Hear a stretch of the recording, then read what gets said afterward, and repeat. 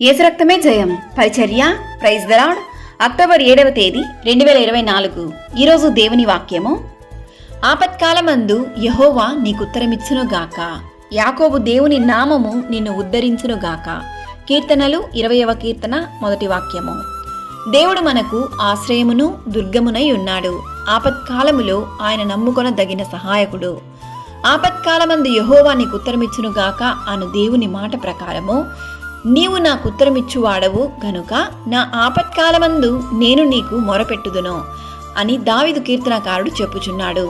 ఈరోజు ఈ వాక్యం వింటున్న ప్రియ సహోదరి సహోదరులారా, మీ జీవితంలో నీవు వెళ్ళే మార్గం ఎంతో భయంకరమైనదిగాను అపాయకరమైనదిగాను ఎంతో కష్టాల గుండా నీవు ఉన్నట్లయితే దిగులు చెందకు.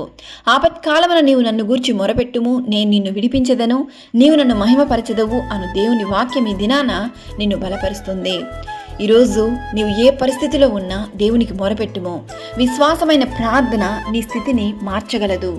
నీ తల్లిదండ్రులు, నీ బంధుమిత్రులు, నీ స్నేహితులు, నీ చుట్టూ ఉన్న ఎవ్వరు కూడా నీ పరిస్థితిని మార్చలేకపోవచ్చు. కానీ మనుషులకు అసాధ్యమైన కార్యము దేవునికి సాధ్యము. కావున దేవుని సన్నిధిలో మొరపెట్టుము, దేవుడు నిన్ను ఆశీర్వదించి దీవించును. బీదలను కటాక్షించువాడు ధన్యుడు. ఆపత్కాలమందు యెహోవా వానిని తప్పించును. కావున నీ పూర్ణ హృదయంతో దేవుని వైపు తిరిగిన ఎడల ఖచ్చితంగా దేవుడు నిన్ను ఆపత్కాలమందు ఆదుకొనును, నీకు సహాయముగా ఉండును. నీ ప్రార్థనలన్నీ యెహోవా సఫలపరచునుగాక. సకల ఘనత మహిమ ప్రభావములు యేసయ్యకు మాత్రమే కలుగునుగాక.